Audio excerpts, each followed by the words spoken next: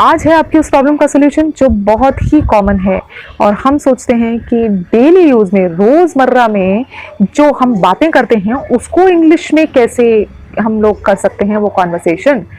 तो उस कॉन्वर्सेशन के लिए बहुत ही सिंपल सेंटेंसेस हैं और हम लोग कई बार अटक जाते हैं कि भाई इसको इंग्लिश में कैसे बोला जाए। तो आज मैं लाई हूँ ऐसे ही कुछ सेंटेंसेस आपके लिए, तो ध्यान से सुनिएगा, हिंदी टू इंग्लिश, और आप अपनी स्पोकन इंग्लिश इंप्रूव कर सकते हैं। ये डेली साधारण से सेंटेंसेस हैं, सुनिए, डेली सुनिए, प्रैक्टिस करिए and start speaking along with me. तो पर आप ये तो नहीं भूलें कि मैं हूँ गीता और ये है गीता's ग्रोथशाला। तो चलिए अब हम स्टार्ट करते हैं सेंटेंसेस। पहला सेंटेंस है भाई, कोई पूछे क्या हाल है तो दूसरा कहे मत पूछो। अब मत पूछो को इंग्लिश में कैसे बोलेंगे? मत पूछो को कहेंगे डोंट आस्क। सेकेंड सेंटेंस है, कोई बदतमीजी कर रहा हो तो हम कहते हैं तमीज से रहो। तो तमीज से रहो को हम बोलते हैं behave yourself. Behave yourself.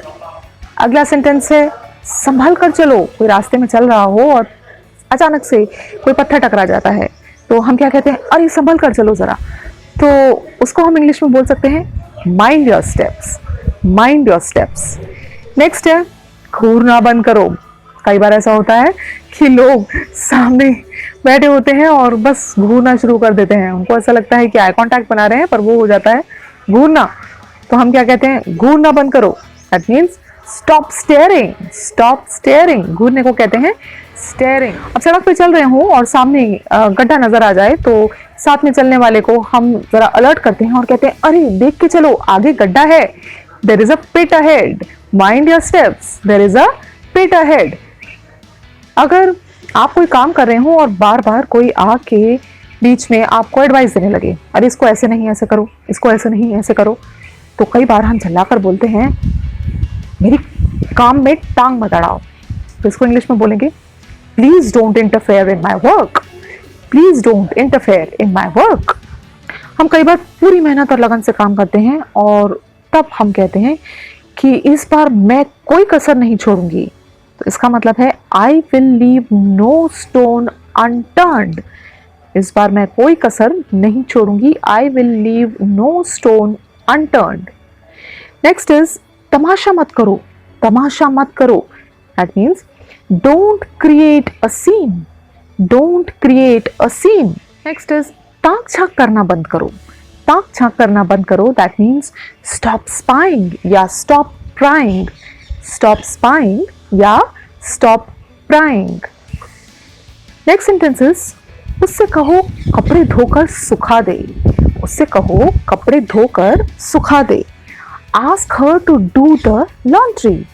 Ask her to do the laundry. अगला सेंटेंस है बहस मत करो। Don't argue. बहस मत करो। Don't argue. घबराओ मत। डोंट वरी या डोंट पैनिक। डोंट वरी या डोंट पैनिक। नेक्स्ट इज नल खोलो। Turn on the tap. नल खोलो। Turn on the tap. सीटी बजाना बंद करो। Stop whistling. सीटी बजाना बंद करो। Stop whistling. मुझे एक मौका दो। मुझे एक मौका दो। Give me a chance. Give me a chance. मुझे एक मौका दो। Give me a chance. कई बार ऐसा होता है कि कोई कुछ कहता है और हम सुन नहीं पाते, we are not able to listen to the other person. तो हम क्या कहते हैं? अरे फिर से बोलना। तो इसको हम इंग्लिश में कहेंगे कम अगेन। क्या कहेंगे? Come again.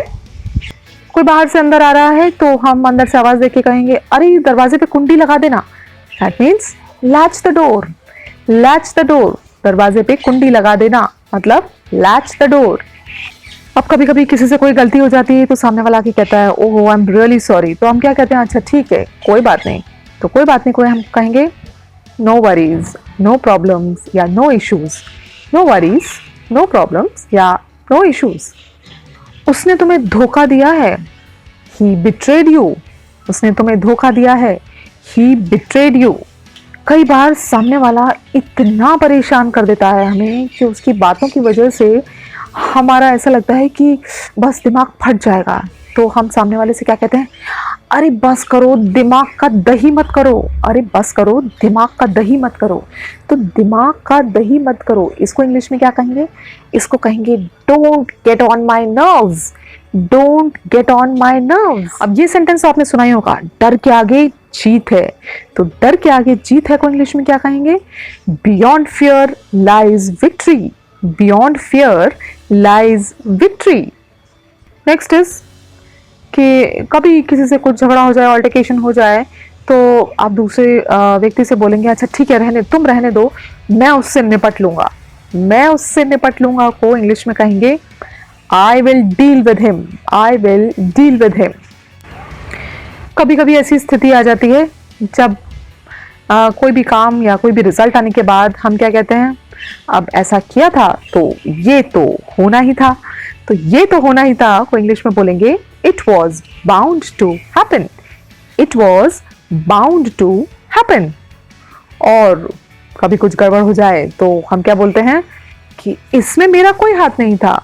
इसमें मेरा कोई हाथ नहीं था। तो इसको इंग्लिश में कहेंगे I was not involve in this. I was not involve in this.